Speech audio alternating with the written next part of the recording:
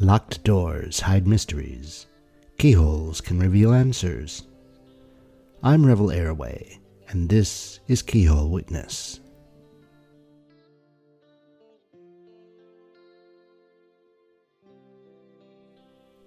Hello, dear witness. As we look through the keyhole this week, we can spy on a fictional journalist as he writes letters to his sister.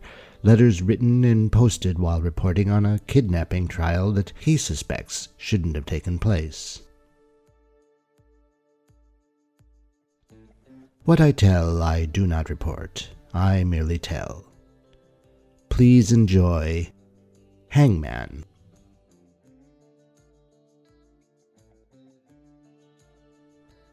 Thursday, April 10th, 1914.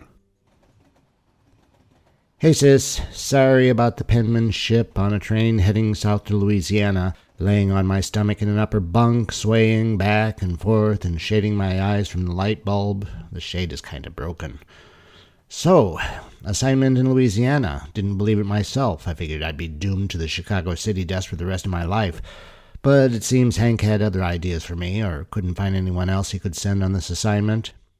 Remember that missing boy story a couple of years ago? Dunbar kid went missing on vacation with his parents at some lake resort. Well, mainly a swamp with a deep spot full of alligators, which a lot of people assumed had dined on the kid.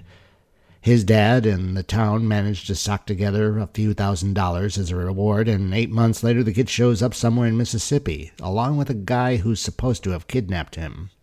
So, now, a year later, this supposed kidnapper, William C. Walters, has been extradited from Louisiana to Mississippi for the kidnapping trial, and he just might end up with a hangman's necktie. That's the story I'm supposed to cover, his trial. I'll send you notes as things develop, since you know you can't trust what's in the paper, not even what I write. Editors are beholden to owners who are beholden to the dollar, and there's always a slant we have to respect. Stopping over in St. Louis to spend an evening with Mom and Dad. It's been since Christmas last year that I've been able to get away. Anyway, hope you and Pete are doing well. Give my little nephew a big hug. And be careful with those movie types out there in California. If they're anything like newspaper men, they're probably not to be trusted. Lots of love, Jeremy. Saturday, April 12th, 1914. Hey sis, was going to post this letter in St. Louis, but the train schedule's changed and there was a southbound I could catch yesterday. Mom and Dad were already going to meet me at the station, so even though I couldn't spend the evening with them, we were able to get some lunch together around the corner. Mom's doing better. She seems less nervous about having Dad around the house all the time since he retired. They still bicker, mostly Mom tossing out comments. Dad is always in his study with his bottled chips, never wants to go out with her, you know Mom. But she was overall pleasant and positive during lunch and mainly let the menfolk speak as she picked at her food. She's still not eating a healthy plateful and looked a little drawn. And Dad's just the same. On about politics, on about business, even though he's been retired for over a year now. And when he found out why I'm off to Louisiana, well, he was on about that one too. He's already read up that the boy was kidnapped. He's now convinced that the scallywag Walters is going to be strung up, either properly lynched or rightly tried and condemned and then hung. No use pointing out that the papers he's reading are sensationalist rags. He'd just think I'm on a high horse for my own paper, which, don't tell anyone, is also a sensationalist rag, just a little less of one. Everyone looks for their own truth in the print they read, and damn Gutenberg, everyone thinks, if it's in print, it must be true. They both waved as the train pulled out of the station. As they turned away, it looked like Mom was chewing Dad out again, but that may just be me adding a caption to the image. Danger of my chosen work, I suppose. I'll post this to you tomorrow morning. Got a long trip ahead, and the last part is sitting up. No sleeper card straight to Opelousas, Louisiana. Love you, Jeremy. Wednesday, April 16th, 1914. Hey sis, got off the train just in time yesterday. My body was glad not to be rocking back and forth anymore. Thank God Hank got me a room here in Opelousas before I left Chicago. Would have been impossible to find one otherwise. Everything's taken up. I'm sharing a room with a guy named Buck, reporter Hank knows, who works for the New Orleans Item. Today, the first day of trial, started with the jury selection. That actually went pretty quick. We've got a jury made up of 7 farmers. One is also a merchant, an oil mill manager, another merchant, and a telephone man. The prosecution started right after lunch with the kid's dad, a guy named Percy Dunbar, kind of a big shot here in Opelousas, works in real estate and insurance. He kind of gives me the creeps. He's got a swagger in the way he walks and a real look-out-for-himself attitude. Buck told me later that the guy's got a wooden leg. That sure accounts for the swagger, but the attitude? Anyway, prosecutor takes Dunbar back to August of 1912, the date the boy went missing. Dunbar explains how first he'd looked all over for his kid. He then offered a $1,000 reward from his own pocket, and the town rallied up another $5,000. That kind of money led to a few calls from Mississippi, mostly false leads, yet Dunbar follows up on each and every one. Then comes the call from Columbia, Mississippi 8 months later in April of 1913. Percy heads out there, this time with his wife, Lessie. Percy takes one look, says it's Bobby, his kid. His wife doesn't seem to recognize the boy that first night, but of course she's got an excuse. She hasn't seen him in 8 months. Kids grow.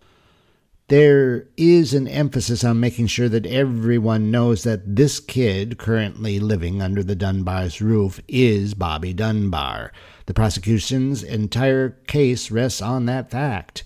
If the kid isn't Bobby, then Walters can't be guilty of kidnapping Bobby. Of course, Walters could have kidnapped this particular kid from someone else, and I'll get to that in a moment, but this case is about Bobby Dunbar. Next up is Dunbar's brother, and we're back again to August of 1912. The brother testifies that he didn't find any footprints near the lake when he was helping with the search in those early days. This supposedly proves that the boy couldn't have fallen into the lake and drowned, or maybe got grabbed and chomped up by an alligator. Next up is this guy named Pete, a good friend of the family with a special relationship to Bobby. Pete first repeats the "yes, it's Bobby" mantra, then testifies that the father, Percy Dunbar, wasn't actually there when the kid went missing. He'd been called into town to business. Bobby gets upset, wants to go with his father. Pete tells little Bobby that he can't go with his father. The kid then goes missing when he's supposedly with Pete and the rest of the fishing party walking back to the cabin from the lake. Could the boy slip away to follow his father? Then some weird, almost useless information from the president of the levee board. He tells us that there's a secret passageway out near the lake that a kidnapper could have used to get close to the Dunbar's cabin in order to snatch the boy. He doesn't explain, though, if the passageway is secret, how Walters, who isn't an employee of the levee board, knew it was there and where it would lead. And the last witness today, a Mississippi sheriff who was holding Walters and Bobby back in April last year. This sheriff wouldn't release the Dunbar boy to Percy unless he, the sheriff, got some kind of guarantee that he, the sheriff, was going to collect the $6,000 reward for finding the boy. Dunbar gave the sheriff a receipt. I copied down the words. Quote, "Received from C.A. Day, J.D. Wallace, and Ott Poole, the body of Robert C. Dunbar, my long-lost child, and he is well and healthy as far as I can see. He was stolen from me at Swazi Lake near Opelousas, Louisiana, on August 25, 1912. Signed C.P. Dunbar." Doesn't that receipt give you the creeps? Thursday, April 17th, 1914. Okay, up really early. Wanted to finish this letter and get it posted before today's session begins. A lot of these reporters I met here were on the case last year and the year before when everything was actually going down. I was pretty busy on the city desk for the past couple of years. Well, let's say I made a lot of coffee and ran for a lot of sandwiches. Anyway, these guys who were on the ground back then kind of filled me in. Of course, Hank had given me a file of our paper's coverage, which I had read on the train down here. But like a lot of what I'm telling you right now, this information was stuff they weren't allowed to write up at the time. The slant, you know. When the kid went missing, a lot of locals, especially from around Lake Swazi, just assumed that he was dead. Even so, they were out wading through that swampland, because that's what you do. They set off TNT, hoping to lift a corpse, but just got a dead deer. They sacrificed a few alligators in case any body parts could be found. No luck there either. It was pretty much a given that in these circumstances the kid had drowned and gotten eaten, even if no proof could be had. Dunbar seems to have started the reward thing because his wife, Leslie, wouldn't let the thing go. Seems she's kind of hysterical. And though no one would say it out loud, the whole "don't follow your dad" warning that Pete guy supposedly made has gotten some of us a little curious. Anyway, with the reward in place, the simplest explanation, that is, the kid drowned and was gator chow, gets pushed aside for the kid was kidnapped. Now remember that establishing that this kid is the real Bobby Dunbar is essential for this case to continue. Back in 1912, a judge gave the kid to the Dunbars because both the father and mother identified him as theirs, despite there being another person claiming the kid was hers. Oh yeah, and Walter saying from the day of his arrest that the kid was another woman's. That other woman was one Julia Anderson. Anderson worked for Walters, taking care of his elderly folks out on the farm they lived on in North Carolina. The story that both Walters and Anderson tell is that he'd borrowed Anderson's boy, Bruce, in February of 1912 and just didn't ever get around to returning the kid. You may not know this, sis, but carpetbaggers and the like often travel with a boy, partially a slave to his master and mainly a way to get free food or lodging out on the road. Women will almost always help a poor little boy who looks hungry. Plus, Anderson was a single mother, and not having a 4-year-old hanging on her apron strings left her free to work. So, the identification of this boy. Mrs. Dunbar sees the kid that evening and, confused, says he isn't Bobby Dunbar. It is announced that she will see the boy again the next morning, and behold, the next morning the boy is Bobby Dunbar. There is general rejoicing. Percy gives the sheriff that receipt. Mom and Dad bundle little Bobby up and take him home to Opelousas, which celebrates the return of the boy with speeches and even a parade. 4 days later, Julie Anderson shows up in Opelousas, courtesy of a newspaper trying to narrate a scandal. Anderson was going to try to identify the kid as hers. Maybe. She's pretty sure he's her Bruce. She'd left Bruce with Walters. She didn't see any reason why Walters would have switched Bruce for Bobby. Anyway, the ID process is repeated with Anderson, except this time the bereaved mother has to pick her son out in a dark parlor from among 3 boys, none of whom are her alleged son. When Mrs. Dunbar later brings the real boy out, there's one dim oil lamp lit. Leslie Dunbar and the boy keep to the shadows. Anderson says it's not her kid. Once again, it is agreed that she will try again the next morning in the light of day. She does, and like Mrs. Dunbar, Anderson changes her tune. The kid is her son, Bruce. The difference? Well, the slant. Last year when the boy was found, the papers explained things this way. Mrs. Dunbar is the wife of a wealthy, important member of the community. Julia Anderson is a farmhand, a domestic worker, and an unwed mother. She's labeled ignorant, illiterate, a loose woman, all the regular crap. The son Anderson is looking for is a bastard. The son Dunbar is claiming is legit. Mrs. Dunbar is the suffering mother who has been reunited with her kidnapped baby. She hasn't seen her boy for 8 or 9 months. It's only natural she'd have troubles recognizing him on the first try. Kids grow. Plus, she's ill and distressed. The papers accuse Anderson of being less than an animal for forgetting, after 15 18 months what her baby looked like. Animals would not forget their kids no matter how much they grow. Anderson was set up for scandal by the very newspaper that paid her ticket to Opelousas from Mississippi. What sells papers? Scandal. If Julia Anderson is right and the kid is hers, Walters walks. If Leslie Dunbar is right and the kid is hers, Walters may swing. If Anderson proves she's the mother, where is the Dunbar boy? If Dunbar gets her way and keeps the boy, where is little Bruce, the boy that Anderson woman is missing? No one will care. I'm getting a feeling that this is a railroad trial. Someone powerful is going to get their way, while someone without a home to call his own will soon be locked away. Big kiss, Jeremy. Friday, 18th of April, 1914. Hey there, sis. Before I give you the up and down on the trial, wanted to tell you about my incredible luck yesterday. Well, it wasn't really luck, happenstance, but turned out to be lucky for me. Don't know if I'm going to be able to convince Hank to publish it, but, well, here it is. After dinner, I really didn't feel like sitting around that closed parlor with those other journalists, shooting the shit, playing cards, and drinking bad whiskey. I excused myself and went out to walk the streets a bit, have a smoke, and think about the trial. Now, the boarding house I'm staying at is just off the main center of Opelousas. As I walked in what I thought was an aimless fashion, I found myself once again in front of the courthouse.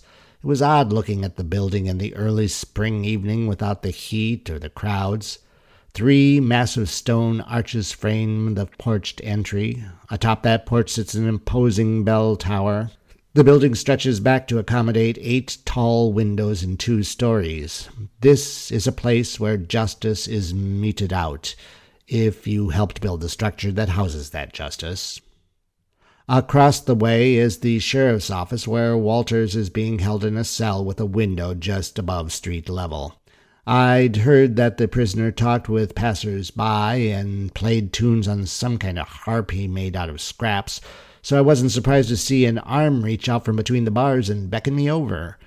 There was no one else in the street. I sauntered over, and yes, it was Walters. He was face to the bars, looking for a smoke and maybe some company. And I could give him both, and as I sat there on the curb and we spoke, I began to get a sense that this man who I had seen in the defendant's seat in that majestic courtroom setting was probably not the man, if there ever was one, who had kidnapped little Bobby Dunbar from his parents' summer vacation escape on Lake Swazi in August of 1912. Will Walters is a simple man, like so many other simple men who grow up in this country of ours. His folks are simple people as well, homesteaders who managed to build both a home and raise a family and cultivate a bit of land that kept them afloat. Will wasn't meant for farm work. He's the kind of man that just can't stay put. If there's no work for them where they are, they go and look for work where it is. They fill a wagon with tools and bits of tin and move from place to place, offering to fix things that maybe don't need fixing for a penny here and a penny there. The papers insist on calling Walters a tinker, a patcher of stovepipes and pots with holes. The truth is he did a special apprenticeship in order to learn how to fix musical instruments, especially pianos and organs. He did fix stoves and patch pots, but his first stop in any town with his wagon with his name painted on the side was at the local church, and any house that seemed wealthy enough to maybe have a piano. Walters had been all over the South doing this kind of work. As his parents grew more elderly, he looked around for someone to stay in with them. That's when he met Julia Anderson. Julia was a woman of simple mind and means as well. Walters didn't know much about her, except she'd been pretty unlucky in love and maybe a little loose in the loft. She had a boy, father not decent enough to marry her.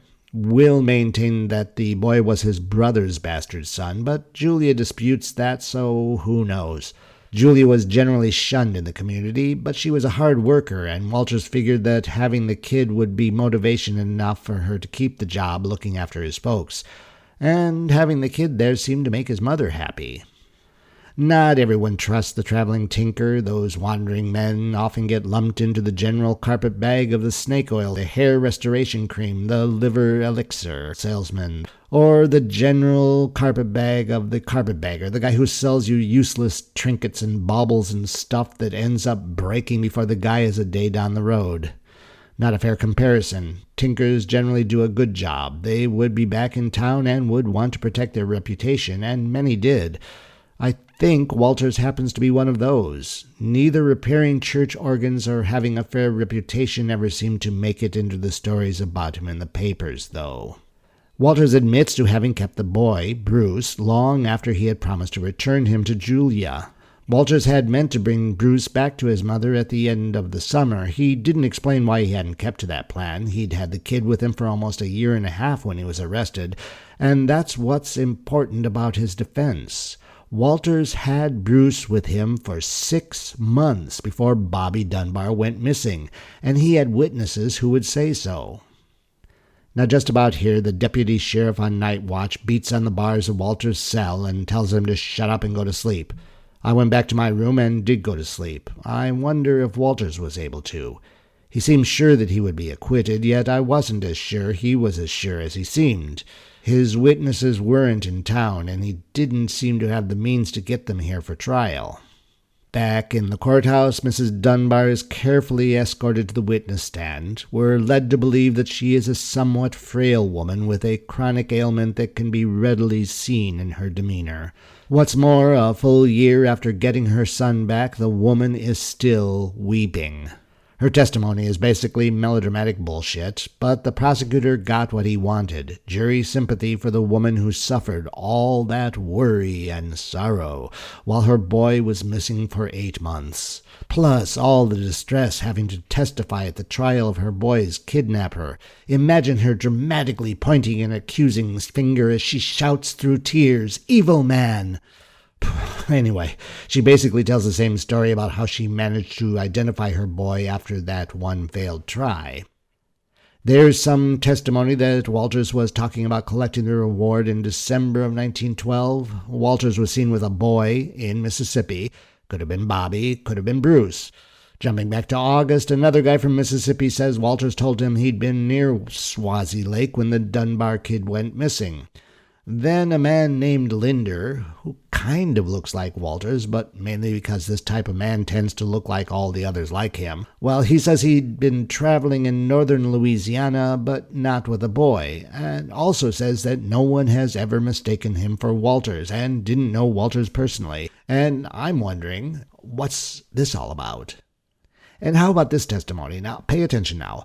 A Miss Collins, who has a restaurant in Poplarville, Mississippi, that's a 2-day trip with a wagon, says she served dinner to 2 men who looked a lot alike. The men were accompanied by 2 young boys who also looked alike. She indicated that one of those men was Walters and he had Bobby, though he called him Bruce. According to Collins and some other guy named Bennett, the other man had Bobby, and Walters and this man exchanged the 2 boys. So, did Walters have the real Bobby, who he was calling Bruce, or did that other man have Bobby and exchange him for the boy Walters was calling Bruce? And why on earth would they do this? And who, then, is the real kidnapper of Bobby Dunbar? Seems it would be that other man. More people from Poplarville say they'd seen Walters with the boy, though they couldn't say if the boy was Bruce or Bobby. More sightings here and there, always after the date the boy went missing, only confirming that this boy, who we still don't know definitely is or is not Bobby, was with Walters. Long day. Gonna try and get some sleep. Those guys are at it again in the parlor and seem to mean to keep it up until the wee hours. Hope Buck doesn't wake me when he comes to bed. Jeremy. Saturday, April 19th, 1914. It's warm and humid, and the courtroom stinks really bad. Can't keep the windows open. Humidity means flies, and flies mean, well, flies. 2 really big ceiling fans whoosh aimlessly about 3 yards above our heads, and everyone is flapping something in front of their faces just to bear it out. Yesterday, the prosecution flipped back to making sure we all knew that the boy in question is the real Bobby Dunbar. To do this, he brought up the boy's foot. One witness says she'd seen this foot and a webbed toe and knew it was Bobby on the spot. Okay, but the real thing about the kid's foot is that he'd stepped on some hot coals as a toddler and burned his foot pretty badly. The family doctor tells us that he'd treated the boy and recognized the scars, now nearly invisible. Those scars were the proof, as recognized by both the doctor and the boy's father, that this kid was the real Bobby Dunbar back when the kid first arrived in Opelousas in 1913. And Mrs. Dunbar is back, this time with the kid. She's weeping quietly again. The kid looks terrorized. She pulls off his shoe and sock and shows the 6-year-old's foot to everyone. I couldn't see any scar. The doctor had told us that his special treatment of the scar was more effective in kids, so that's why the scar is hard to see. A sheriff from Columbia says Dunbar had recognized that scar back in April 1913. That's why the judge gave Dunbar the boy in the first place. The family doctor was the last to testify. Jury is sent to the hotel, something the defense seems to be watching. Got a tip that the jury isn't being accommodated as they should be. Sequestered, they call it. They are sometimes in contact with crowds of people trying to get in the courthouse. The local sheriff doesn't seem to have much control, and the members are in hotel rooms 2 by 2, which also seems to be irregular, if not illegal. I'll get back to you. Monday, April 28th, 1914. Hey, sis. Sorry I haven't kept you up on this, and now it's all over. The heavy bell in the courthouse bell tower rang out this afternoon to let everyone know in Opelousas that Walters was found guilty today of kidnapping the Dunbar boy, which means that the kid is officially now Bobby Dunbar, and no one is ever going to put that fact in question. Which means that poor Julia Anderson, who testified on Walter's behalf this past week, will not get custody of her son, who she feels has been kidnapped by the Dunbars. That's irony for you. It also means we'll never learn what happened to that now mythical, real Bobby Dunbar. So many possibilities. Most of the press has agreed on the official story. Walters took the kid. Walters kept the kid as a kind of pity mascot until he learned there was a reward. Walters was looking for a way to return the kid without incriminating himself and at the same time collecting the reward. Walters was probably spared from the news because there's real room for doubt, more than a reasonable doubt in this case. His lawyers are looking to take the case up to appeal on some technical stuff, see if they can't get the conviction vacated. But for now, Walters is looking at life in prison. Yet, so many possibilities, so many not even looked into. Let me make you a short list.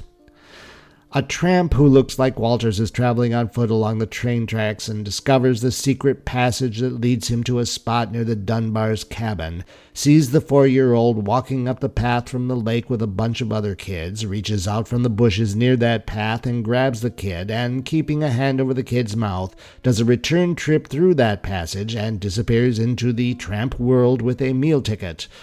On hearing later that there was a $6,000 reward, that man contacts Walters, who he knows vaguely, and suggests a switcheroo between the two kids. Walters, who hasn't been near Swazi Lake, can take the kid home, make up a story about having taken the kid from some tramp, and collect a reward, later splitting it with the real kidnapper. Or Percy Dunbar is walking quickly to the cabin in preparation for getting to town and attending to that urgent business matter. As he gets about halfway along, he hears his son behind him. He's angry with the boy. The boy has been told not to follow. The boy is always doing whatever he wants. He's not a well-behaved boy at all.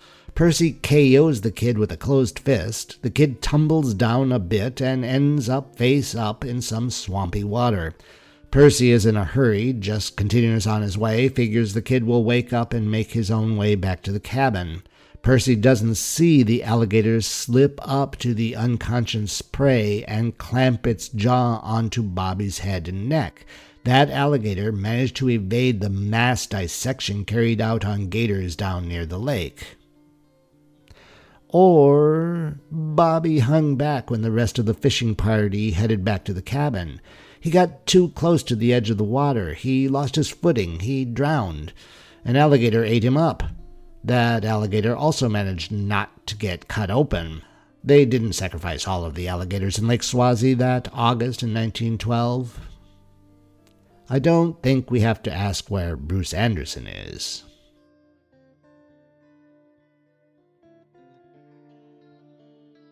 Heading back to Chicago tomorrow. Hope to see you this Christmas. You are all coming to St. Louis, aren't you?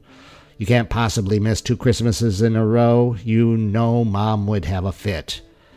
Love to all 3 of you. Jeremy.